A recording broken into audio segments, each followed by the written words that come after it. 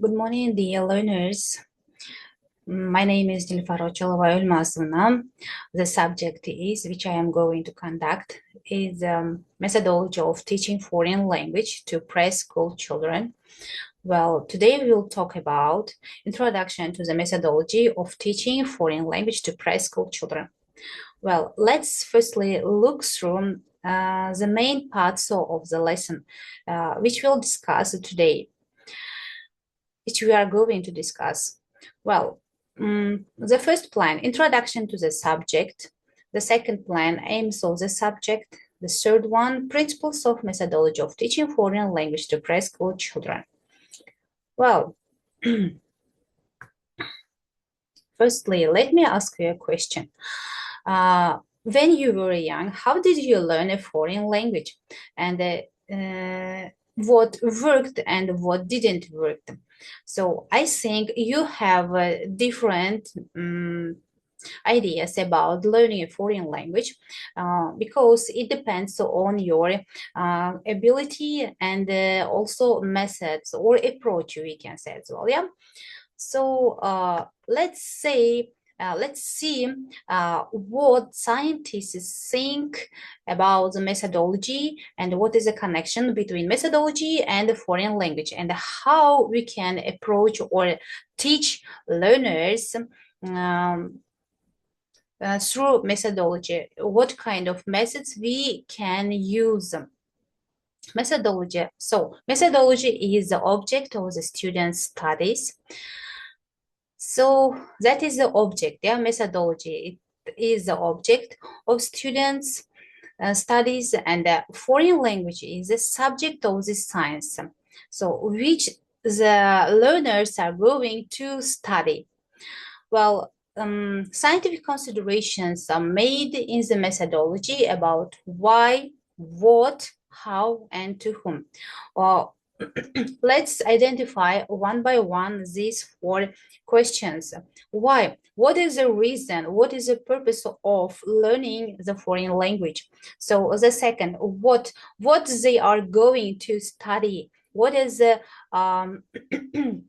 content, educational content they are going to learn? So the next question, how? While learning the foreign language, on a what kind of approaches or methods they can address. So, and for whom this subject, for whom we can teach, we can give lessons and conduct the lectures. Well, let's see the roles in the language classroom.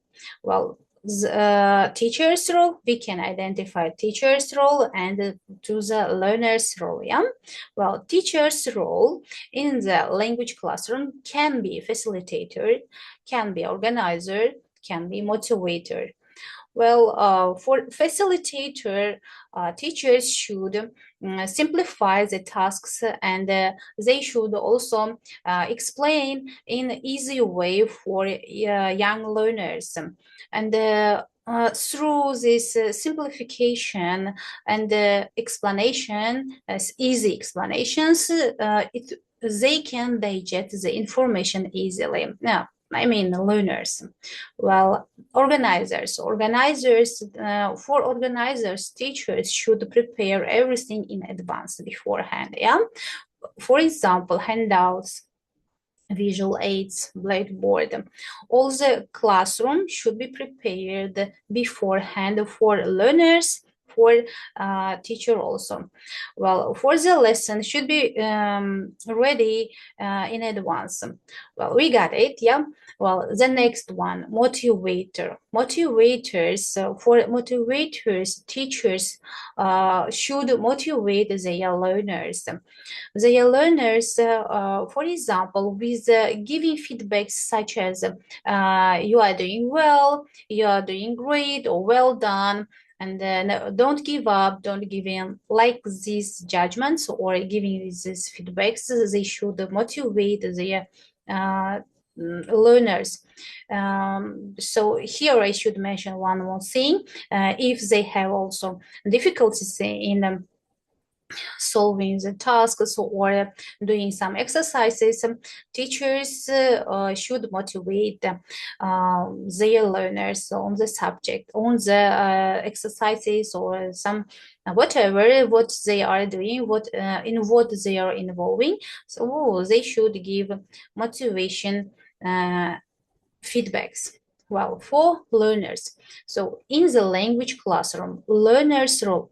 What is the role of learners?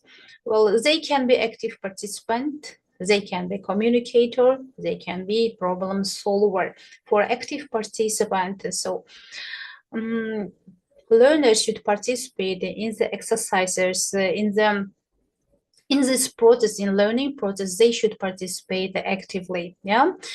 And the second one, a communicator, while doing their exercises or tasks or issues which are engaged in, and they should communicate with each other, not just with the group mate, not just with the teachers, not just with group teachers. They should also communicate with each other for exchanging their ideas. For example, we have discussion, debate methods. They can communicate in this approaches. Well, problem solver. Teachers, mostly teachers give the case studies or brainstorming questions. They should learners should give their solutions for the teachers' questions. So at that point, they have solved the problem or a task or the case. So they can solve the problems. They should solve the problems in easy way. Next. Next, our plan, if you can remember, it was about the aims. You know, in teaching foreign language, we have different types of aims, but today we are going to talk about just two of them, the main aims and the key aims, which can be the additional information for the main aim. So the main aims of the teaching foreign language, they are communicative competence, the second one, the linguistic competence. So the third one is social cultural competence. Well, communicative competence includes speaking, listening, reading, writing skills. For speaking and writing skills, we know that they are the productive skills. So in these skills, mostly learners should create their own sentences, own, for example, stories like this. Well, listening and reading skills, we can say they are the receptive skills.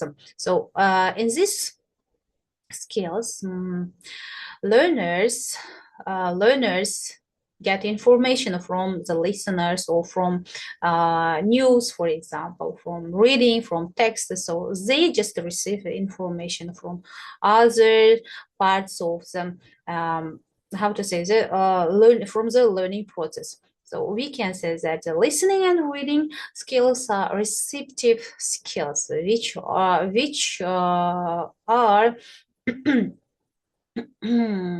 receiving information. For speaking and writing, they are the productive skill, which are producing their own information. Yeah, we can say also information, because while talking, we can also give information about something, about whatever we are going to talk. It depends, of course, the topic. Well, the next our aim, that is linguistic competence. Linguistic competence, it includes three important aspects, which are grammar, vocabulary, and pronunciation aspects.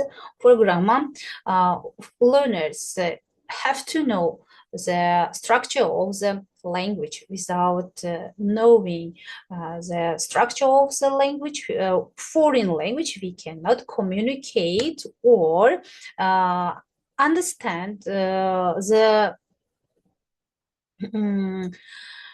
meaning of the sentences. Yeah. Well, vocabulary. For vocabulary, learners have to learn new words, have to learn words because we need, while communicating with others, we need some more vocabulary if we want to level up, if we want to level up our foreign language. For example, let's take example English. We have to learn more and more words for using them effectively during our conversations. Yeah. The next one, pronunciation. Pronunciation is important part of speaking skill. Yeah. Well, with this aspect, we can see, we can identify the feeling of a speaker or our speaker or teachers. Well, yes. So pronunciation is mostly important in speaking part. So also we have to get knowledge about this point. Well, the third one. The third one, as we mentioned about, that is a social cultural competence. Social cultural competence consists of culture, traditions, appropriate languages. Well, while learning a foreign language, we have to know their traditions, their cultures, because we don't know how to how to behave, their manners, and how to behave in with them. For example, let's take English. While learning English, we have to know their history. We have to know their people's behavior, people's lifestyle, yeah. So and so on. So anyway, we have to get aware of their culture, tradition, and others. Well, next, our slide is about the key aims. So what are the key aims? They can be practical, educational, and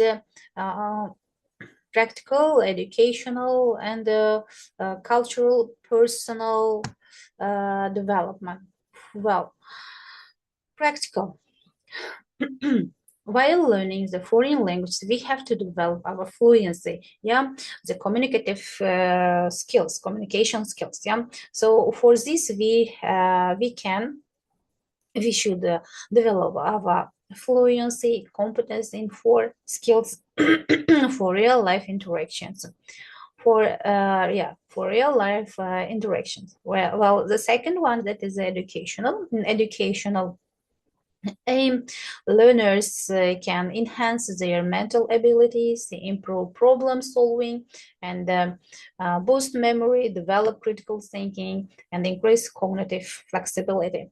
Well, the next our slide is about the cultural and personal development aspect of key aims. In cultural key aim, as you mentioned about that, mostly learners should understand their language, their history, and other points, of course, they are essential. So in cultural aspect, learners can broaden their understanding of other society. It means which language they are learning, societies, traditions, and perspectives, and so on.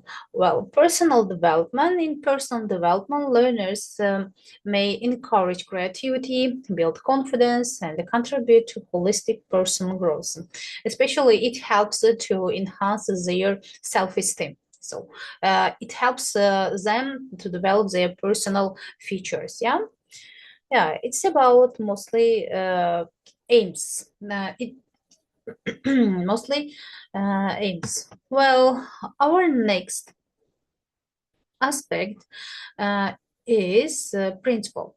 Well, we in methodology we have 6 main core principles. So they are, today we will look through just the 6 of them. Well, at the next lectures we give information deeply about these principles. Well, just let's look through 6 principles today, okay?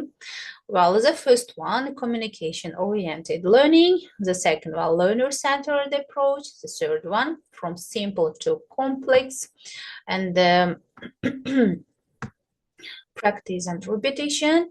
The fifth one, integration of skills. The sixth one, motivation and engagement. For principles, I think it's not difficult for understanding for most learners because it's comprehensible for learners from the names of principles. Communication-oriented learning, it means that mostly learners should communicate with each other. They have to pay attention, focus on communication skills mostly, yeah. And the second one, learner-centered approach. In learner-centered approach, mostly students or learners should participate actively in during their practical classes. Well, next is from simple to complex. All subjects or not just foreign language, even all the subjects should start with a simple part of the learning. From the simple side, we can move forward step by step, move forward while learning subject. By the time it makes learning, just change it to the complex one, and but in any conditions, we have to just bear in our minds, we should start with a simple part of learning. Well, next, our principle, practice and repetition.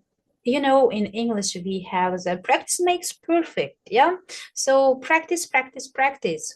While learning a language, we have practice more and more. It helps to improve and develop and to broaden our horizon in while learning foreign language.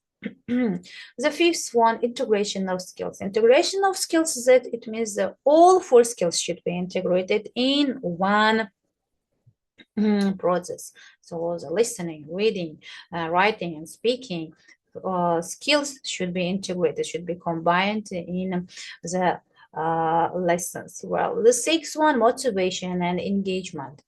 Motivation and engagement during teaching and learning foreign language, we need motivation. All the two sides, both sides, both sides. I mean, the teacher also need motivation, and learners also need motivation. So with the motivation, we should engage in the learning process. Well, it helps us to develop our how to say, our competence, our abilities, while with the motivation and inspiration, of course. Well, in the scientific research carried out the foreign language methodology of Uzbekistan in the 1970s and 1970s by Jalolov, Satorov, and Soynazarov, and etc. So in Uzbekistan, it developed in this subject developed in 70s and 80s years, but actually it started to develop in 19th century. Mostly scientists started to focus on this subject, to the methodology of teaching foreign language. Well, we can give examples for them. Now, for the well-known scientists, Scherba, Chomsky, and Stephenson, Sir Francis Bacon, we know from literature also Sir Francis Bacon. So we'll discuss about these scientists at the next lectures. For now, that's all. I think everything is clear for you. Thank you for your attention. Bye bye.